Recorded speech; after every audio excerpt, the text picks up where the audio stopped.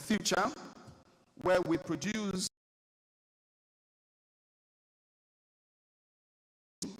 a future where Ghana is 50 million population, of which the additional 20 million from now will be extremely intelligent, creative, and they are powering an unambiguous and uncomparable Ghana. A future which is not just about machines and data, but with the boundless energy of the teeming Ghanaian youth that we do have here.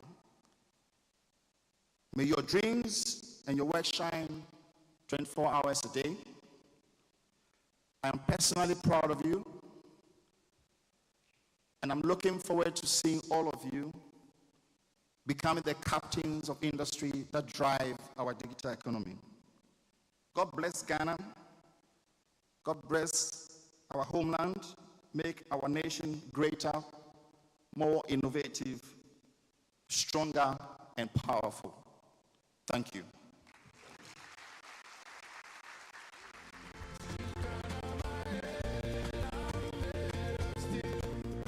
One more time, ladies and gentlemen, Mr. Gusi Tano, Presidential Advisor on the 24-hour economy, speaking to us through his faithful lieutenant, the Director and Head of Partnerships and Markets at the Secretariat, Dr. Ishmael Dodu. Please, a round of applause for him too.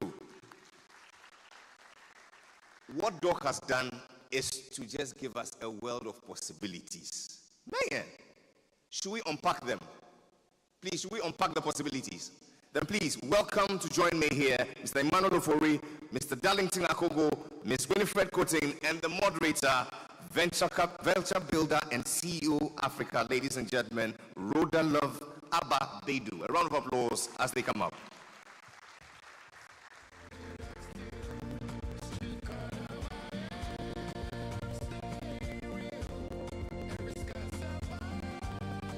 Madam Moderator and your panelists, you have 30 minutes. Your time starts now.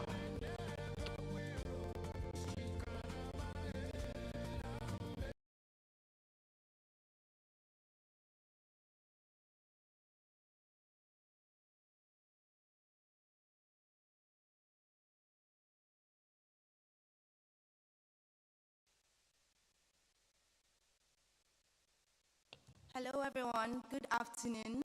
So my name is Rhoda Ababedu and I've already been introduced, so I'm just going to set the ball rolling.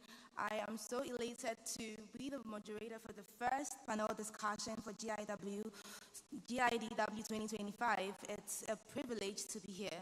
So we're going to move on. I'm going to sit down and we're going to set the ball rolling as soon as possible. Thank you so much.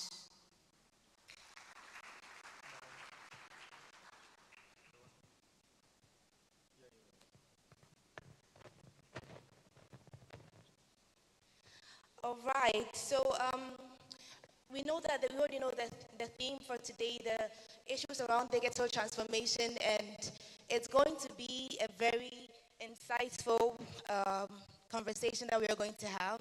And so we're going to introduce our panelists. We need to get to know them, connect with them, and then understand how they think. Yes, so we're going to, right beside me, we're going to introduce. Hello. So my name is Emmanuel Ofori. I'm the Director of Innovations at the Ministry of Communication, Digital Technology and Innovations. Thank you. Thank you so much. A round of applause, please. Let's appreciate our panelists. Thank you so much. So, yeah. Hello, good morning. I'm Winifred Cotin, a Technology and Innovations consultant and founder of Eagle Innovations. And lastly, we have...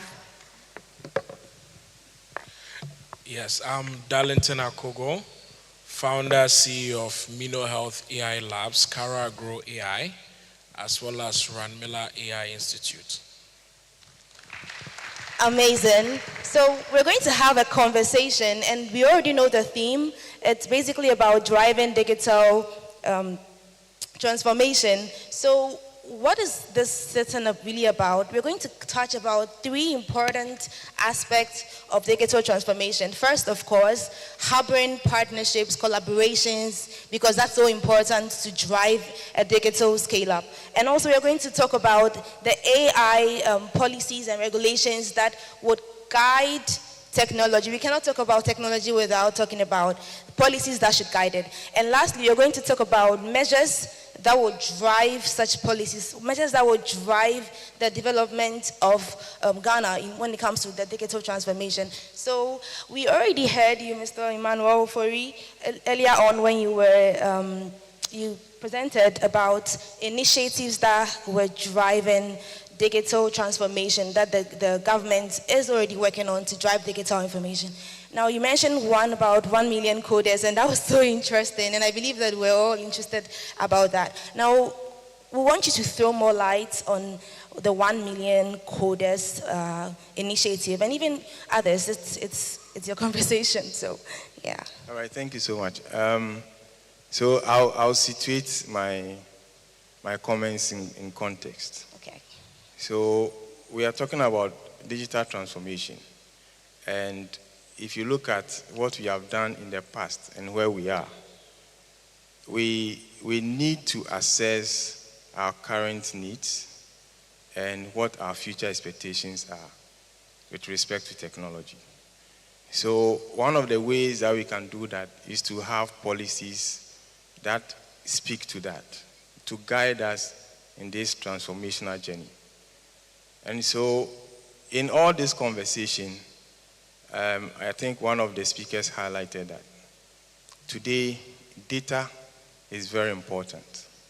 In the past, we didn't see it that way. Today, we cannot just give our data away because we can monetize it. But we need to have a way of making our data useful.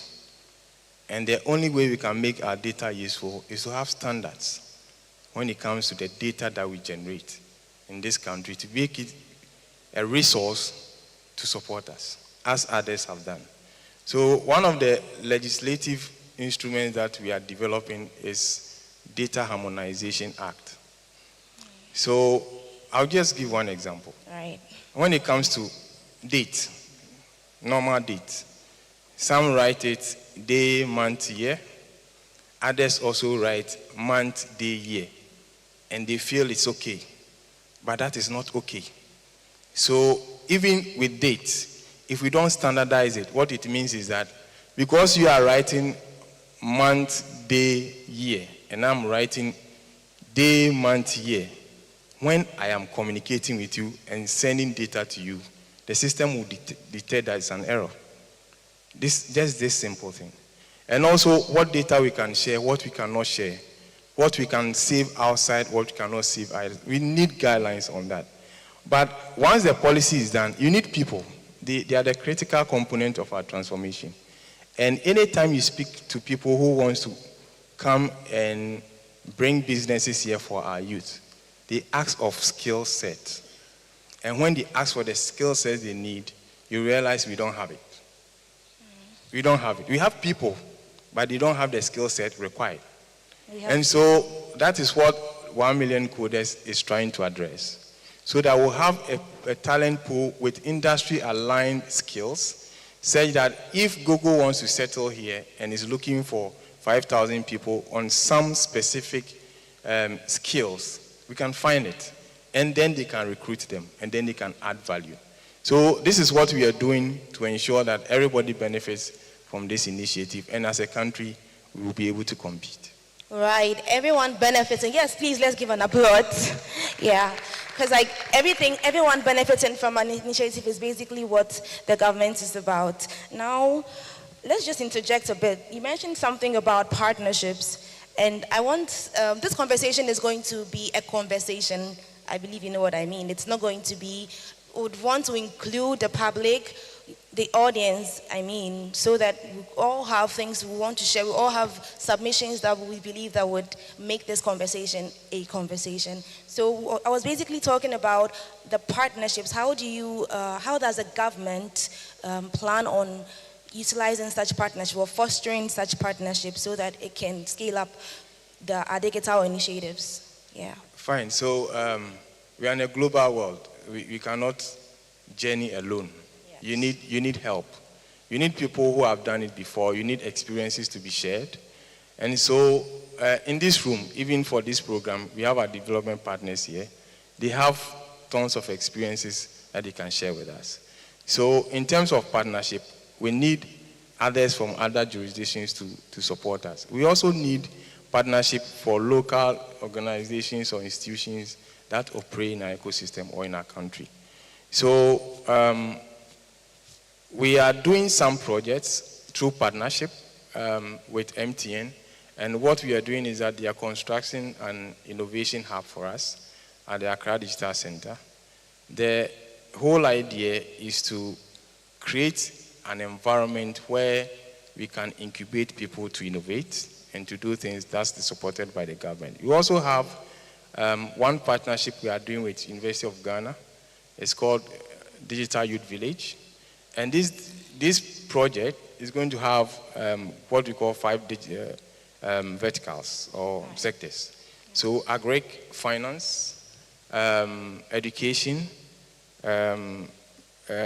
health, and then retail.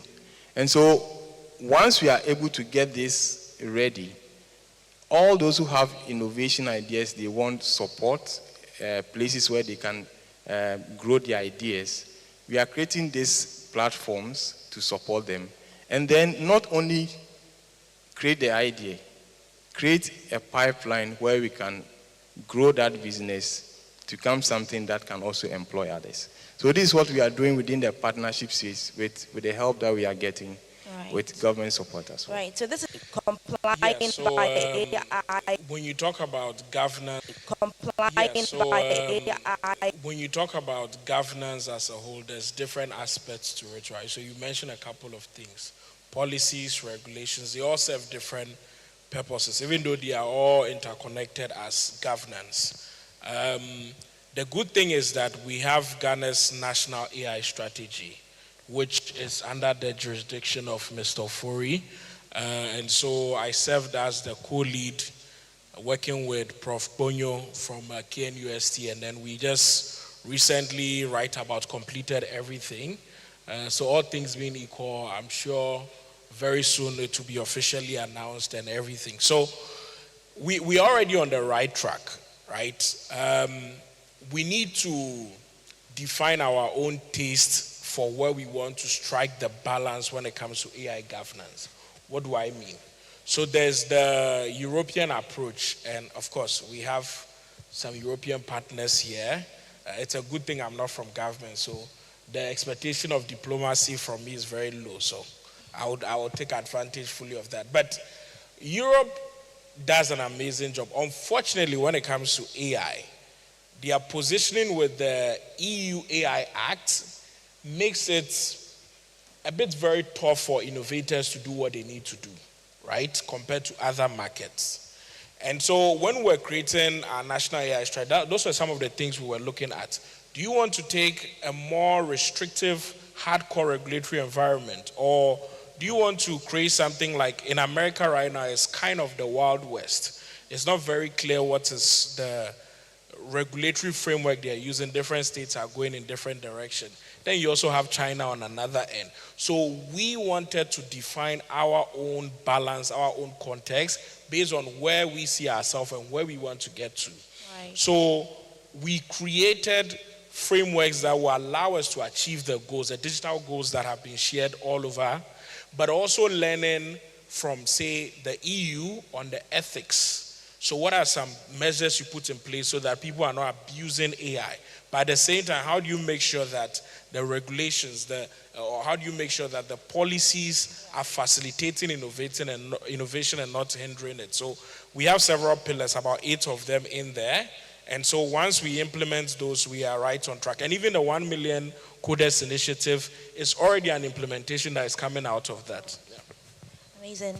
I personally know that when it comes to AI, there are specific regulations for the agricultural and the health sector. It comes with more, should I say strict? But then I know you get what I mean. So how do we deal with all of these so that it doesn't get out of hand? Because AI came to make life easier, but we do hear publicities where they say AI is not safe, AI is dangerous. We as a country are in a place where we are fast-paced towards digital transformation, and we cannot do without AI. So how do we address it?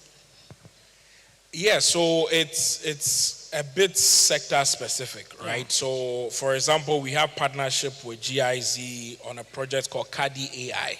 So CADI AI, what we do is that we've developed an AI system that works with drones, where you can fly the drone and it will pinpoint exactly where diseases and pests are on cashew farms, right? Now, what is the regulatory requirement around implementing such AI system?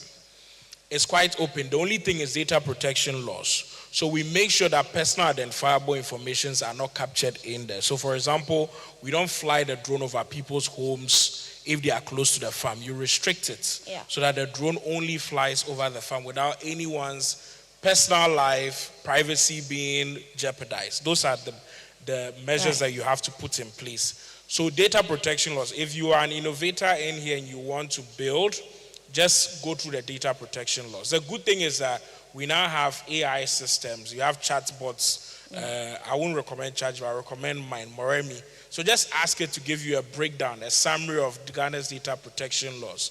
You see things like right to access, right to deletion. Just build in accordance with this. Now, you mentioned healthcare, which is another sector we work in.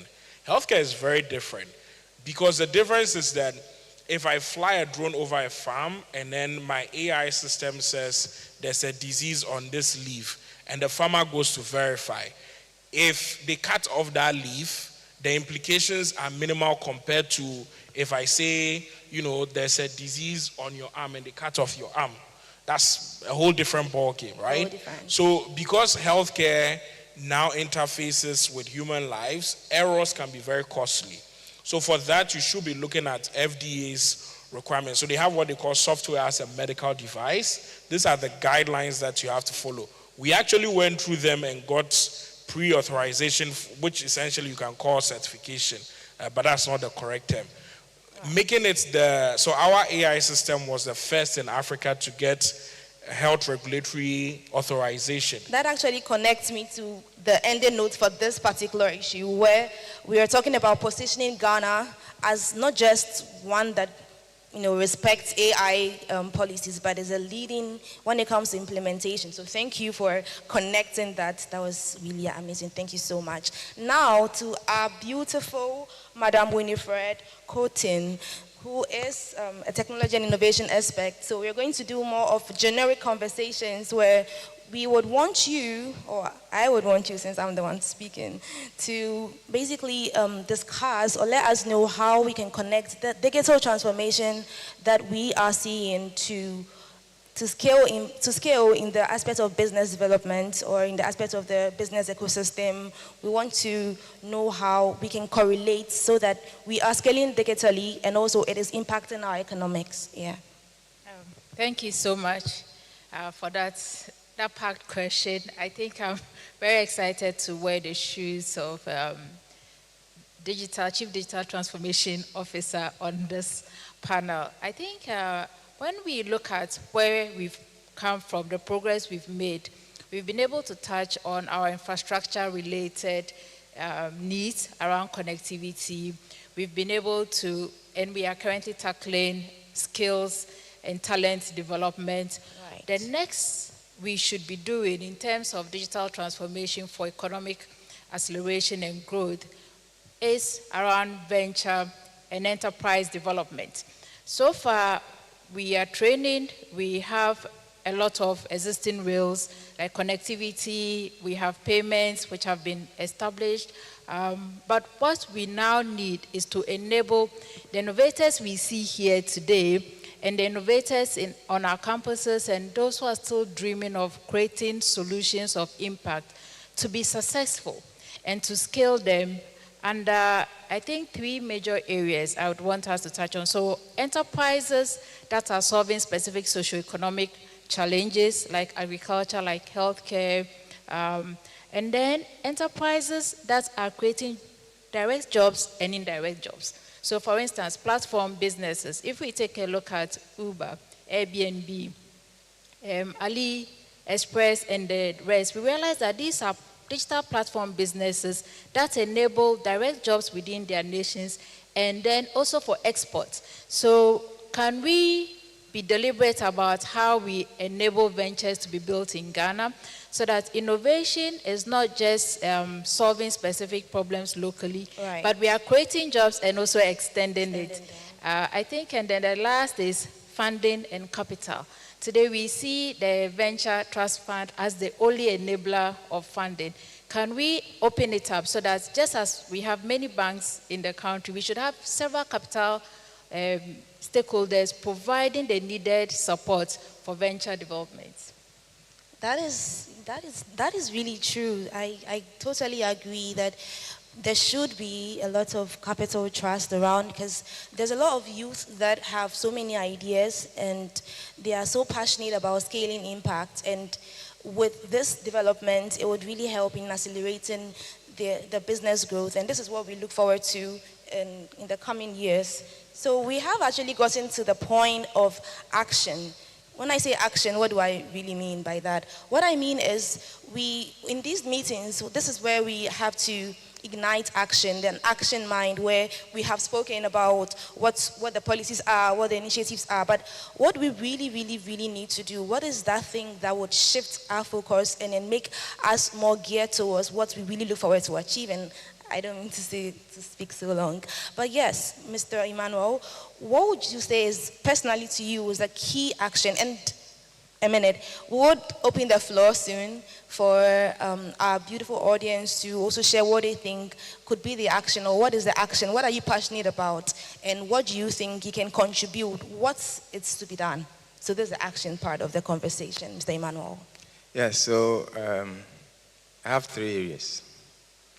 One is effective coordination across sectors. So this journey cannot be done by one person alone. We need to coordinate effectively to achieve success. The other is continuous capacity building. So we need to build ourselves, and in the speech I read, I said the most important thing is the change of our mindset. If we are able to do that, we can put the resources to good use to benefit us. And the last is digital policy coherence and alignment with globally adopted protocols. So we can't live in a silo, we live in a community. So whatever we are doing, as Darlington was saying, we need to learn from others, but whatever you are doing should also align with others so we can move together to achieve something. Right, so those were actions. Okay, please, we can do actions as well. Let's give it up for Mr. Emmanuel. Yes. Now we move on to Madam Winifred. What do you think is the move from here? I think for me, I'm very critical on matching innovation capabilities to problem solving. So there should be specific economic blockers that are solved because we are innovative. Which digital transformation, innovation, and skills development shouldn't be different from the problems we have. Right. When we have digital skills, they should be able to solve specific problems so that as we grow and develop with our digital transformation, we reduce the problems we have and then accelerate our economic growth. Reduce the problems we have and accelerate economic growth. This is an action point. Thank you so much. And also we move on to Mr. Darlington. Let us know your action point. Yes, so for me, we need to develop a sense of urgency, right? There's a philosophy I'm trying to push. I call it Afro-accelerationism. I think our problem, especially in Ghana, is not that we don't know the solution or we don't have the ideas. It's the sense of urgency in implementing them. So a number of things have been discussed here. A number of partnerships are required to achieve them. We all need to put in the effort. Instead of thinking we have 5, 10, 20 years to do it, let's rather look at it that the world is moving so fast and we have months to make some of these key moves. Yeah. Great. I want to know, do we have some 2 minutes more to basically connect to the audience, so that we hear what they also have to say about the action point. So please show by hand and let us know what you would want to say, because I believe there's a lot we have discussed and there's a lot of things that we would want to say. So the floor is open. So I see a hand behind. Okay, so do we crunch it out or not? Okay. Yeah. We'll just take that. Yes, great. Okay. Let's hear your action point, sir.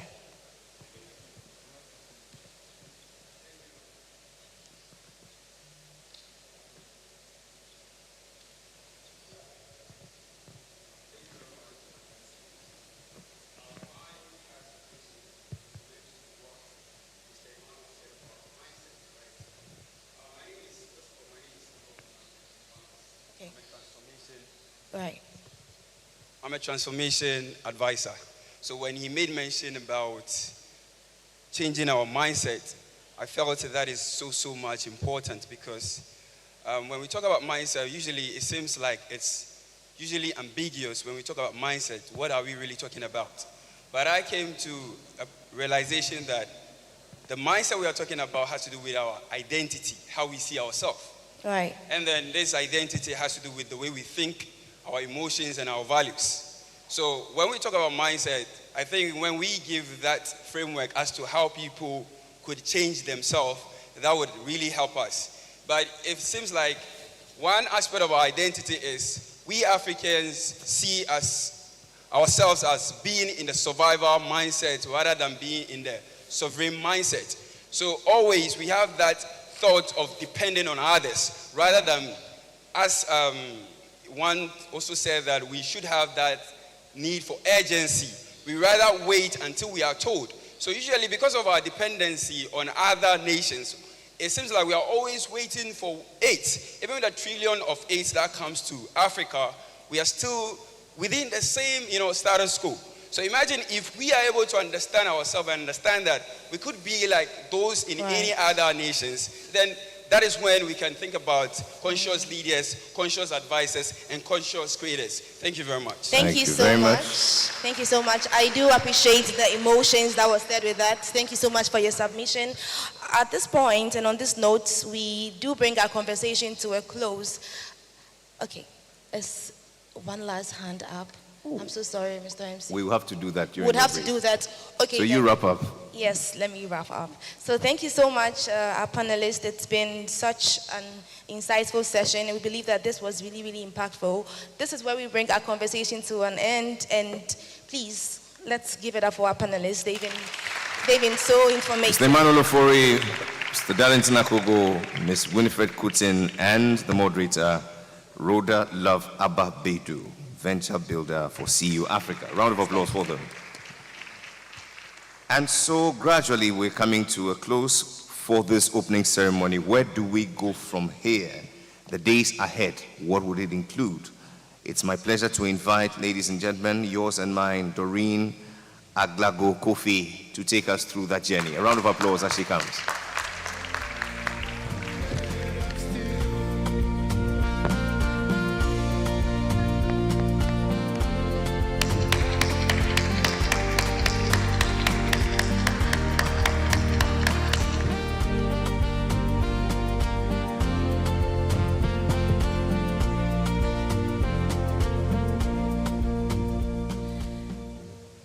Hi, everyone.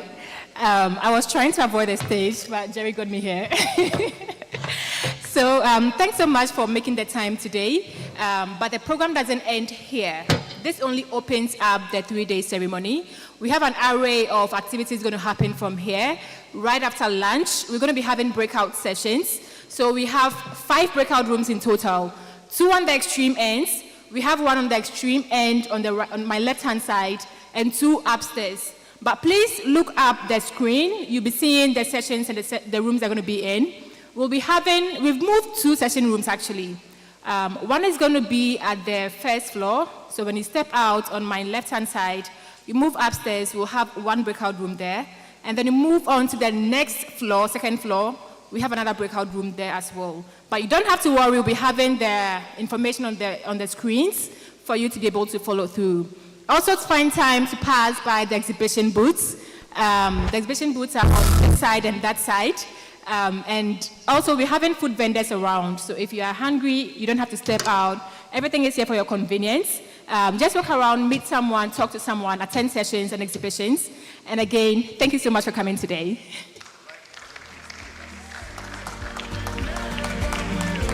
And so all is set now for us to officially launch GDIW. As a matter of fact, declare it open, not launched. So please welcome our guests as they take their place here. A round of applause for Mr. Emmanuel Ofori, representing the Minister, Dr. Ishmael Dodu, representing the Presidential Advisor on the 24-hour economy. Make welcome Madame Johanna Klotz, Head of Development Cooperation, German Embassy, Mr. Michael Abe, CEO of Venture Capital, Mr. Edward Foucault Amprechum, Doctor, I beg your pardon, Governance and Inclusive Growth Lead at UNDP, Madame Amalate, CEO, Impact Investing Ghana, Mr. Yao Edujemfi, Chairperson, Ghana Hubs Network, Wilhelm Hugo, Cluster Coordinator, GIZ Ghana, Mr. David Roberts, Head of Project GIZ Ghana, Mr. Emmanuel Mumuni, Program Component Lead GIZ, and Director, Innovation and Research, Caspar Kampoli. 1, 2. And so, Honorable Minister, it falls to you to pretend to be Sam George and officially declare the 2025 edition of the GDIW duly open.